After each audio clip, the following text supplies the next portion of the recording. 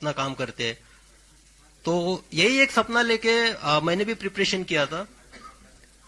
और ये सपना पाते वक्त जिस स्ट्रगल से मैं गुजरा हूं, मैंने एक बुक भी लिखा था उसके ऊपर में।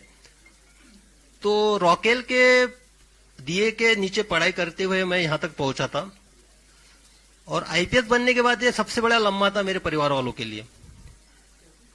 फिर उसके बाद आईपीएस के बाद मुझे बिहार कैडर अलॉट हुआ, मैं बिहार में आया। उसके बाद मैं लगातार 18 साल तक भारतीय पुलिस सेवा में कार्यरत रहा। तो सबसे पहले मैं तमाम मेरे अपने बिहार वासियों को धन्यवाद देना चाहता हूं, उनका शुक्रिया अदा करना चाहता हूं, जो कि उन्होंने मुझे इतना ज्यादा प्यार दिया, इतना ज्यादा मेरे प्रति विश्वास दिखाया। और दूसरा, आप लोग जो एक न्याय देने की प्रक्रिया के अंतर्गत मैंने लड़ाई लड़ी है सेवा में रहते हुए, उसमें आप सब लोगों का, मीडिया कर्मियों का बहुत बड़ा योगदान रहा है और मैं खुले दिल से एक्सेप्ट करता हूं। तो अभी जब इतने स्ट्रगल के बाद एक आईपीएस मिला है और मैं आईजी रैंक पे था, इंस्पेक्टर जनरल रैंक पे, इसके बाद मेरे लिए अपॉर्चुनिटीज बहुत ज्यादा थी। मैं सेंट्रल में सीबीआई में जा सकता था, आईबी जा सकता था, आरएनडब्ल्यू जा सकता था, central paramilitary forces CISF CRPF है वहां पे भी जा सकता था। अपने आप का जो पर्सनालिटी ग्रोथ था वहां पे हो सकता था। लेकिन मेरा जो मन था वो एक तरह से बेचैन था, क्योंकि मेरा ये पर्सनल मानना है कि जीवन में जो आपकी धरती माँ होती है उसका आपके ऊपर कर्ज होता है। तो धरती माँ के एक माटी का कर्ज वो वहां होता है जहां आपका जन्म होता है, जहां आपकी परवरिश होती है, और दूसरा कर्ज आपके उस माटी का वहां पे होता है जो आपकी कर्म भूमि होती है। मैं मानता हूं कि मेरा जन्म महाराष्ट्र में हुआ, मेरा नाम शिवदीप मेरे माँ पिताजी ने रखा, लेकिन जो शिवदीप नाम है इसको सही मायने में जो वजूद है, जो एक पहचान है, जो एक आइडेंटिटी है, वो मुझे बिहार ने दी और इस कर्मभूमि ने दी। तो जब मैं इस आइडेंटिटी को देखता हूं, मेरे शिवदीप नाम को देखता हूं, जिसने आप लोगों के माध्यम से भी पूरे देश ने जाना, तो मैं अपने आप के लिए, खुद के लिए नहीं जी सकता हूं। जब मैं अभी पूरे बिहार को देख रहा हूं, यहां के स्पेशली युवा एनर्जी को देख रहा हूं, युवा पीढ़ी को देख रहा हूं, तो बिहार के आने वाले 10 साल में दशा और दिशा कई सारे सवाल मेरे सामने पैदा करती है, मुझे सोचने पे मजबूर करती है। तो मुझे लगा कि सिर्फ सेवा में रह के मैं अपने आप के ग्रोथ से ज्यादा जिस माटी का कर्ज मेरे ऊपर है उसके तरफ क्यों ना एक कदम उठाऊं, क्यों ना वो बिहार की दशा और दिशा में जो युवा ऊर्जा है, युवा एनर्जी है, उसको चैनलाइज के तौर पे एक माध्यम बनूं। तो फिर मैंने डिसाइड कर लिया कि निस्वार्थ सेवा देनी है। एग्जाम्पल के तौर पे बताता हूं, अभी परसों रास्ते से जा रहा था, एटीएम के बाजू में एक सिक्योरिटी गार्ड खाना खा रहा था। बाजू में देखा, आप यकीन नहीं कीजिएगा, थाली में चावल थे, पानी डाल रहा था, इसलिए मेरा ऑब्जर्वेशन गया, उसमें पानी डाल के चावल खा रहा था पानी के साथ। तो वो तो पुलिस का काम नहीं हो, पुलिस के पास नहीं आ सकता अगर मैं सर्विस में रहता तो। लेकिन हाँ भाई, उसके चावल के साथ मैं एक साग क्यों नहीं दे सकता हूं, अचार क्यों नहीं दे सकता हूं, उसके साथ रोटी क्यों नहीं दे सकता हूं, यह सवाल मेरे मन में था। तो मैंने सोचा कि त्याग करना चाहिए, इसलिए मैंने निर्णय लिया कि सर्विस से इस्तीफा देना चाहिए। तो अब इस्तीफा देने के बाद दो सबसे इंपॉर्टेंट ये थी कि जिनके वजह से मैं इस दुनिया में आया, मेरे माता पिता, उनको कॉन्फिडेंस जरूरी था लेना। मेरे पिताजी अभी इस दुनिया में नहीं है। जब मैंने माता से पूछा कि मेरी ऐसी ऐसी इच्छा है, मैं बिहार के युवाओं के लिए कुछ करना चाहता हूं और मैं नौकरी से त्यागपत्र देना चाहता हूं, जैसा यहां पे हर कोई सोचता है, मां का पहला रिएक्शन ये था कि अरे तुझे पेंशन तो मिलेगी ना। तो मैंने बोला नहीं, पेंशन के लिए तो मुझे और 2 साल वेट करना पड़ेगा। तो बोले 2 साल, लेकिन तुम अभी क्यों करना चाहते हो? मैंने बोला कि नहीं, मेरी अंतरात्मा की आवाज है ये कि मुझे अभी करना चाहिए, ये सही समय है और दूसरी जो जिम्मेदारी, उसने फिर बोला कि नहीं, आप किसी का दुख दर्द बांटने के लिए जा रहे हो, जिसने तुमको पहचान दी वहां आप कीजिए। दूसरा जो रिस्पॉन्सिबिलिटी था जो मेरे वजह से मेरे लाइफ में है, एक तो मेरी पत्नी डॉक्टर ममता और मेरी बेटी वहां पे आर्रा जो बैठी हुई है, तो इनकी जिम्मेदारी भी एक होती है, तो इससे भी मैं भाग नहीं सकता था। जब मैंने मेरे पत्नी से पूछा कि ऐसा ऐसा मैं करने जा रहा हूं, तो क्या आप मुझे साथ दोगी, तो उसने हमेशा से मेरा साथ दिया है। उसने बेहिचक बोला कि आपको जो करना है कीजिए, बेटी की रिस्पॉन्सिबिलिटी मैं संभाल लूंगी, मैं सब कुछ देखूंगी।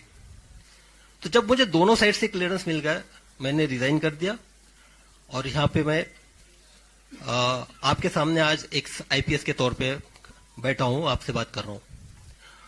अब मैं करने क्या जा रहा हूं, ये सबका सवाल है, सब पूछ रहे थे क्या करने वाले हो।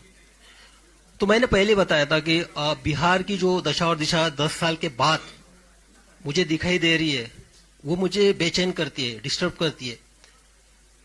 लेकिन आप देखिएगा कि युवा एनर्जी, बिहार की युवा एनर्जी, आप ब्यूरोक्रेसी से लीजिएगा, देश के ब्यूरोक्रेट्स देखिएगा, आईएएस आईपीएस से लेके देखिएगा, डॉक्टर इंजीनियर्स देखिएगा, army, navy, air force, specialised scientist, सब तरह देखिएगा आप, सबको सब तरफ आपको बिहार की युवा दिखेगा, बिहार का टैलेंट दिखेगा। वाइफ मेरी एक इंडस्ट्री चलाती है, वहां पे जब भी स्किल्ड काम होता है या तो हार्डवर्क का काम होता है, वहां पे बाकी लोगों की हिम्मत नहीं होती है, लेकिन वहां पे बिहार का स्किल्ड आदमी काम करता है, स्किल्ड इंजीनियर वहां पे आता है। तो मुझे ये महसूस हुआ कि जो बिहार देश के निर्माण में, देश के भविष्य में इतना योगदान करता है, हर फील्ड में करता है, बाहर में करता है, लेकिन बिहार के अंदर में क्यों नहीं? बिहार में जो युवाओं का जो सिचुएशन है वो स्टेटस को क्यों है, यानी जैसे थे सिचुएशन में क्यों है? तो मुझे इस सवाल का जवाब खोजना है, इसलिए मुझे लोगों के बीच में जाना है, युवाओं के बीच में जाना है, उनसे मुझे जानना है।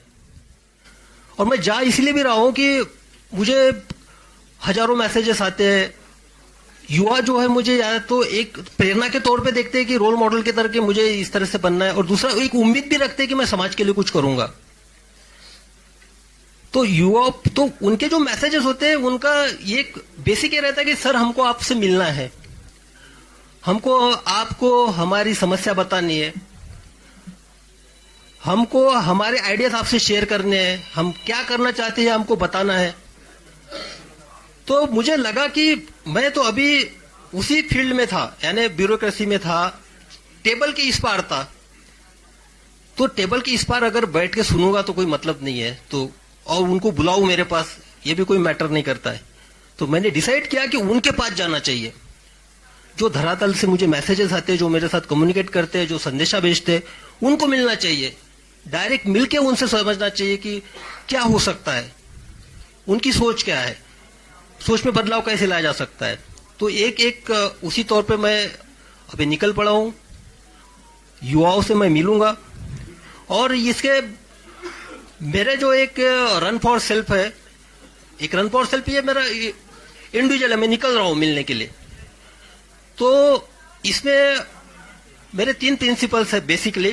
पहला तो ये है कि देखो, आप फिट है, मैं भी फिट हूं, आप फिट है तो आपका परिवार भी फिट है। और सबसे बेसिक जो है पूरे इसका रन फॉर सेल्फ का फाउंडेशन ये है, मैं किसी को क्रिटिसाइज नहीं कर रहा हूं, ना मुझे किसी सरकार पे बात करनी है, ना मुझे व्यवस्था पे बात करनी है, ना मुझे किसी की कमियां गिनानी है, ना मुझे किसी के पॉजिटिव निगेटिव पॉइंट्स गिनाने हैं। मुझे सिर्फ ये बताना है कि भाई आप इंडिविजुअली अपने आप में क्या बदलाव ला सकते हो, और वो शुरुआत अपने आप से करनी है। तो उसी के तौर पे बदलाव आपसे तभी चालू होगा, आप पहले फिट हो गए। फिट होने में इतना मतलब नहीं कि आपको कुछ बॉडी वॉडी बनाना है या ये करना है। फिट मीन्स आप फिजिकली कितने फिट रह सकते हो। मैं भी जो सेवा दे पाया हूं फिटनेस के तौर पे दे पाया हूं, एक निरोगी के तौर पे। इसलिए मेरे एक इसका पार्ट ये भी है कि मैं 20 किलोमीटर दौड़ूंगा, जो पूरे बिहार का मेरे सामने एक प्लान है, उसके हिसाब से मैं 20 किलोमीटर एक जगह दौड़ूंगा, बाद में दूसरे डिस्ट्रिक्ट में दौड़ूंगा, हर जिला को मैं टच करूंगा।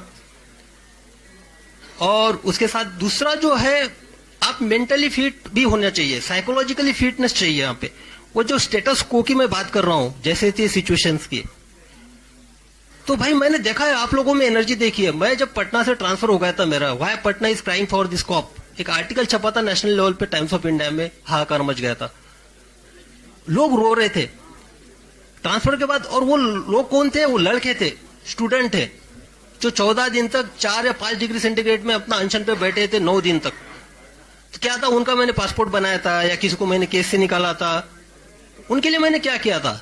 लेकिन वो मेरे लिए सामने आए थे, उन्होंने अपना एक रेजिस्टेंस दिखाया था कि ट्रांसफर के प्रति।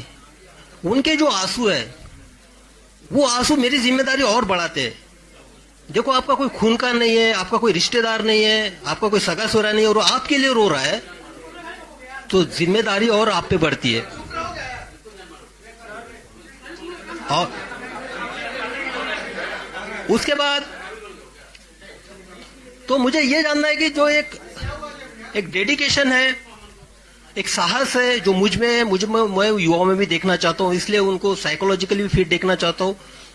तीसरा सबसे इंपॉर्टेंट जो एस्पेक्ट है मेरा, वो है अवेयरनेस का। मैं युवाओं के बीच में जाऊंगा, युवाओं को मेरी अपील है, देखिए, ये अगर 10 साल हम अपने आप में बदलाव नहीं लाएंगे तो आगे वाली 10 पीढ़ियां हमको माफ नहीं करेंगी। शायद आपको माफ कर देंगे, लेकिन मैं जिस इंटेंशन से निकला हूं, मुझे लगता है कि मैं तो पाप कर रहा हूं फिर, अगर मैं कुछ नहीं कर पाया तो। मैं जिस माटी ने मुझे नाम दिया है उसके साथ मैं गद्दारी कर रहा हूं, तो मैं उस इंटेंशन के साथ निकला हूं। तो लोगों से इंटरेक्शन करना है, स्पेशली युवाओं से, जो 10 साल के आगे की जनरेशन को एक नए मुकाम पे जाए, बिहार की दशा दुशा को बदलने की कोशिश करे। और उनसे बात करते हुए उनके आइडियाज आएंगे, उनके प्रॉब्लम सुनने में आएंगे, सर आएंगे, तो मिलके बैठते हैं, मिलके चलते हैं। ये सफर हम सबके साथ का है, युवाओं का और मेरा सफर है ये। मैं आपके साथ में रहूंगा। जब प्रॉब्लम सामने आएंगे तो उसका सोल्यूशन भी हम ही लोगों को खोजना है, हम ही लोगों को साथ लेके आगे बढ़ना है। तो इसी के लिए ये 3 प्रिंसिपल के तौर पे मैं निकला हूं। और मेरे कर्म भूमि की शुरुआत मुंगेर से हुई थी, प्रोबेशन पीरियड भी वहां पे था, और वहीं से मेरा जो बिहार की जनता ने प्यार और मोहब्बत देने की कोई शुरुआत वहीं से हुई थी। तो मेरा जो शुरुआत होगा 4 तारीख को मुंगेर से होगा। मैं कुछ नहीं करने वाला हूं, मैं सिर्फ लोगों से मिलना हूं, उन सुनने जा रहा हूं, बस उनके पल्स देखना चाहता हूं, क्या कहते हैं, क्या उनकी एक्सपेक्टेशन है, क्या करना चाहिए, क्या होगा कि ये जो दशा और दिशा बदल जाए, क्या होगा कि जो हम भारत निर्माण में, बाहर के सब स्टेट के निर्माण में इतना आगे है, लेकिन यहां पे क्यों नहीं है। तो ये एक है। उसके बाद देखिए, मेरे जब भी मैं एसपी था, तो आप सबको पता है, सबने कवर भी कर लिया। एक तो क्या, मैं जिस चेयर पे बैठा था, सामने वाला जो कंप्लेनेंट जिस चेयर पे बैठेगा उसी चेयर पे मैं बैठा था। मैंने कभी भी टॉवेल वाली चेयर और ये चेयर पे एसपीशिप में मैं बैठा नहीं हूं, क्योंकि वो समानता होती है। ये जो है सिर्फ एक एडमिनिस्ट्रेटिव, मैं वहां पे पोस्ट पे था, लेकिन मेरे लिए सबसे इंपॉर्टेंट था जिसकी मैं सेवा दे रहा हूं, उसको भी फील होना चाहिए इक्वेलिटी का। तो मेरे यूनिफॉर्म का एक ही प्रिंसिपल था, यूनिफॉर्मिटी इन एक्शन। मेरे सामने मैं इंसानियत को देखता था सिर्फ। मेरे लिए धर्म, जात, रिलीजन, उसका क्षेत्र, ये मैटर नहीं करता था, और सब लोग जानते हैं ये। और दूसरा था यूनिफॉर्मिटी इन पर्सनैलिटी। मैं सबके लिए अवेलेबल था, जो अंदर था वो बाहर था, जो था मुंह पे था। तो वहां पे देखा, जब मैं मेरे दरवाजा ऑफिस का हमेशा खुला रहता था, कभी उसको डोर नहीं लगता था उसमें। जब ऑफिस से मैं निकलता था तभी डोर लगता था, तो मुझे सामने दिखाई देते थे। जब मैंने सब लोगों को इंटरेक्शन है, सीधा आप आइए, कंप्लेंट बताइए, किसी आपको मीडिएटर की लेने की जरूरत नहीं है, क्योंकि आपको आवाज आनी चाहिए, आपकी आवाज मुझे सुनना है, आपकी आवाज मुझे बनना है, फिर न्याय देने की कोशिश करनी है। तो इसी तरह मुझे लगा कि किसी के थ्रू नहीं बात करते, जो बात करनी है सीधा बात करते हैं। इसलिए एक ऐप डेवलप किया, और मैं बता देना चाहता हूं कि ये जो ऐप डेवलप किया उसका नाम है कनेक्ट विद शिवदीप, और वो बिहार के लड़कों और लड़कियों ने किया है। उन्होंने क्या, बिहार के लड़के लड़के वो सामने आए, जब मैंने उनके सामने एक आइडिया रखा, बोले कि नहीं सर हम डेवलप करते, तो उन्होंने कनेक्ट विद शिवदीप नाम का ऐप नहीं किया। उसमें आप डायरेक्ट कनेक्ट मेरे साथ हो सकते हैं, आप आपकी समस्याएं रख सकते हैं, क्योंकि बाकी जो इतने सारे प्लेटफॉर्म हो गए उसमें मैं फोकस नहीं कर पाऊंगा, तो इसमें मुझे एक आइडिया आ जाएगी। तो कनेक्ट विद शिवदीप का जो ऐप का जो है वो भी आज ही लॉन्च, उसका ऑलरेडी हो चुका है, गूगल प्ले स्टोर पे आ चुका है। उस पर भी एक है कि आप मुझसे उससे कनेक्ट हो सकते हैं। तो बस यही है। और एक कंक्लूडिंग रिमार्क मैं यही बोलना चाहता हूं, देखिए मैं सिस्टम की साइड में था, टेबल की साइड में, मैं सब जानता हूं, हर विभाग के बारे में सब जानता हूं मैं, क्या होता है क्या नहीं होता है, किस तरह से होता है, और उसका इलाज भी जानता हूं किस तरह से होना चाहिए, क्या नहीं होना चाहिए और कैसे काम करवाना है करके। अब टेबल के उस टाइप में लोगों के साथ जो यानी स्पेशली युवाओं के साथ जुड़ के देखना चाहता हूं। और भाई मैंने यूनिफॉर्म छोड़ा है, खाकी छोड़ी है मैंने, यानी खाकी मेरे ये निकली, लेकिन जब मैंने डेडिकेशन और एक इंटीग्रेशन के साथ इंटीग्रिटी के साथ जो काम किया ना, ये खाकी अब मेरी चमड़ी बन चुकी है। मेरे ऊपर खाकी का यूनिफॉर्म नहीं है लेकिन अंदर मैं खाकी हूं, मेरे इसमें सब यूनिफॉर्म है। तो बस उसी तौर पे अब निकल पड़ा हूं। अब आप लोगों का हमको सहयोग रहेगा। मैं आपके माध्यम से अपील भी करना चाहूंगा, जो बिहार की दशा और दिशा 10 साल में बदलना देखना चाहते, अपने आप में बदलाव लाना चाहते, कृपया वो हमसे जुड़े, हमारे साथ सहकार्य करे। हमको बिहार बदलना है, क्योंकि ताकि अगर ये 10 साल हम कर पाएंगे तो आने वाले 10 नस्लें याद रखेंगे कि नहीं उस जनरेशन ने किया था। और आप सबको जानते हैं कि मेरा निस्वार्थ रहता है, स्वार्थ इसके पीछे कुछ है नहीं।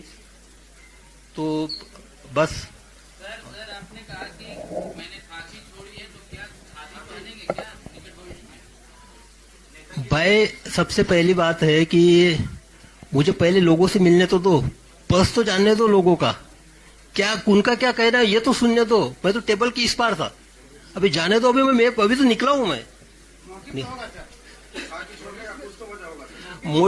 मोटिव ये नहीं होता है, मोटिव होता है निस्वार्थ सेवा। निस्वार्थ सेवा सेवा का स्कोप उसमें और ज्यादा है खादी पहनने में। खादी के बाद सर आपकी और जिम्मेदारी जो है पूरा कर सके, ऐसा भी तो। देखिए ये जो है ना, ये इस पे नहीं, मुझे पहले पल्स देखने दीजिए यंगस्टर्स की क्या है। यंग जनरेशन यही है, पता है यही है कि पहले से अभी जैसा कि अब ब्रेकफास्ट आप कर रहे हो, ब्रेकफास्ट के वक्त भी अभी लंच की भी खाना चाहते हो, डिनर भी खाना चाहते हो तो बदहजमी हो जाएगी। पहले भाई देख तो लीजिए आपके पेट का साइज क्या है, आप पचन कर सकते हो कि नहीं कर सकते हो, उसको पहले देखने तो जी युवाओं में क्या एनर्जी है। युवाओं का वो स्टेटस को में है ना फिलहाल में, जैसे थे में बाहर जाने के बाद एकदम ब्रॉड हो जाता है और यहाँ आने के बाद एक उनकी मानसिकता के साथ ये हो जाता है, तो उसको एक एक करके वन बाय आपको पता है कि बिहार में बेरोजगारी है, पलायन करते हैं लोग, बाढ़ का इलाका है, सारी समस्याएं आपको पता है। तो फिर ये जा करके लोगों से बात करने, रिपोर्ट आपके सामने होगी, चीजों को देख सकते हैं, पढ़ सकते हैं, किसी पार्टी की विचारधारा होगी जिससे आप प्रभावित होंगे। घूमने का मकसद क्या है कि आप नेता बनने जा रहे हैं, चाहता हूँ आपका समस्या सुनाए, फिर आप चुनाव लड़ेंगे, एक टारगेट होगा आपका। नहीं, ये आप गलत बोल रहे हैं कि किसी विचारधारा से आप प्रभावित होंगे उसी किसी पार्टी का, ये तो आपका भ्रम है भाई। हम किसी पार्टी की विचारधारा से प्रभावित नहीं है, हमारी अपनी विचारधारा है इंडिविजुअल। तो जो होगा हम अपनी विचारधारा के साथ जाएंगे।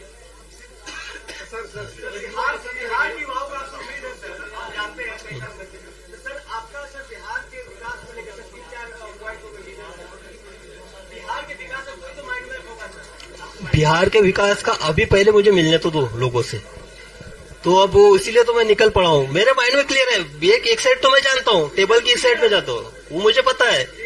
आप हेल्थ सेक्टर लीजिए, एजुकेशन सेक्टर लीजिए, उसके बारे में मुझे पता है कुछ भी।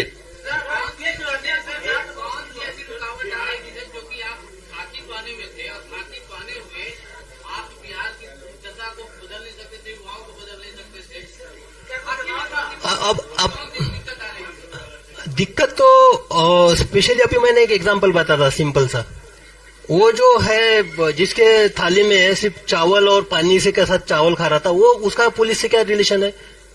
वो पुलिस के पास आएगा, उसका पेट भरना है ना मुझे सबसे पहले। हाँ, लिमिटेशंस तो नहीं बोल सकते। हाँ,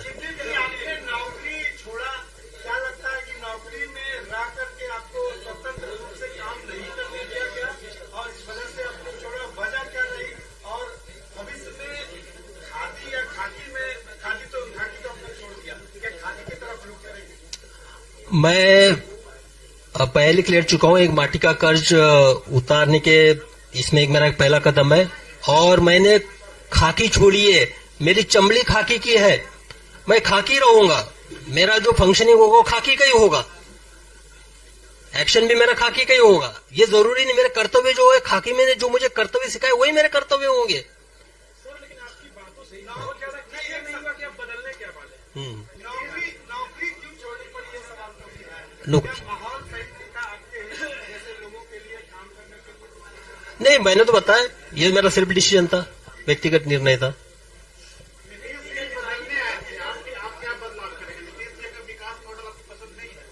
अरे भाई, पहले हमको लोगों में जाने तो दीजिए, यंगस्टर्स में मुझे जाने दीजिए, यंगस्टर्स में। 2 साल रुके क्यों नहीं?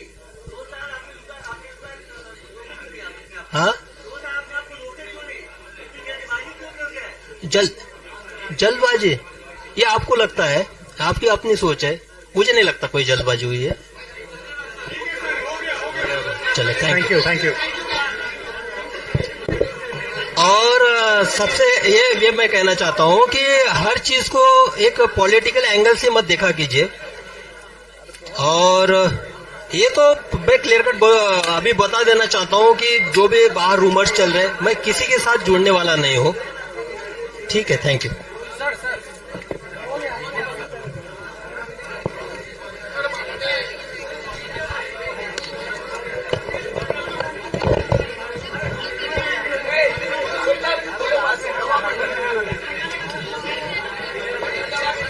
हाँ,